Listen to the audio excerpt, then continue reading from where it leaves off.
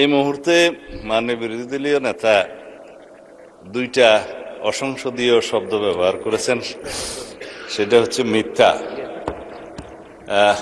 এটা অসত্য বললে আমি আপত্তি করতাম না, এই যে আমি কালকে মিথ্যা বলেছি বয়ান, তো এইটা মিথ্যা শব্দটা অসংসদীয় হিসেবে এটা এক্সপান্স করার জন্য আমি অনুরোধ করব। দ্বিতীয় কথা হচ্ছে, ওনার কালকের বক্তব্যের প্রেক্ষিতে আমি বলেছিলাম মাননীয় বিরোধী দলীয় নেতা এখানে একটা অসত্য বক্তব্য উত্থাপন করেছেন।